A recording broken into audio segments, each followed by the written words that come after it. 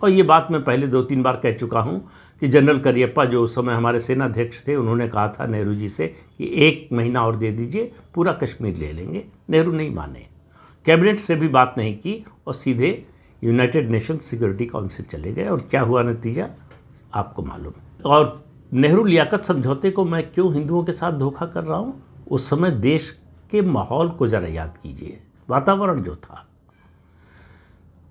आज जो बांग्लादेश है उस समय वो ईस्ट पाकिस्तान था। तो ईस्ट पाकिस्तान में बहुत ज़्यादा और उसके अलावा भी पाकिस्तान में हिंदुओं पर अत्याचार हो रहे थे, हिंसा हो रही थी, हत्या, धर्मांतरण, बलात्कार, सब कुछ हो रहा था।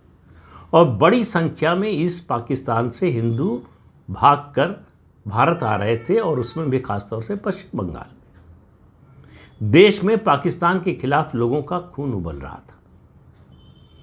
स्थिति ऐसी आ गई थी कि लोग मांग करने लगे थे कि इस समस्या के 2 ही हल हो सकते हैं, एक पाकिस्तान से युद्ध और दूसरा दोनों देशों के बीच में जो आज़ादी के समय होना चाहिए था वो काम हो, यानी आबादी की अदला बदली।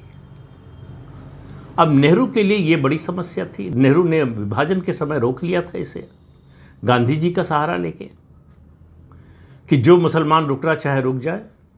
और गांधी तो खैर ये भी मानने को तैयार नहीं थे कि ये बंटवारा जो है धर्म के आधार पर हो रहा है। उनका मानना था कि ये ज़मीन का झगड़ा है। कहाँ से ज़मीन का झगड़ा था पता नहीं, उनको किसने बताया, कैसे उन्होंने मान लिया। लेकिन उस समय नहीं हुआ। उस समय जो है चाहे डॉक्टर भीमराव अंबेडकर हो, चाहे सरदार पटेल हो, सब चाहते थे कि आबादी की अदला बदली हो जाए। जब धर्म के आधार पर बंटवारा हुआ है, जिन्ना ने साफ साफ कहा कि हिंदू मुसलमान साथ साथ नहीं रह सकते, हमको अलग देश चाहिए।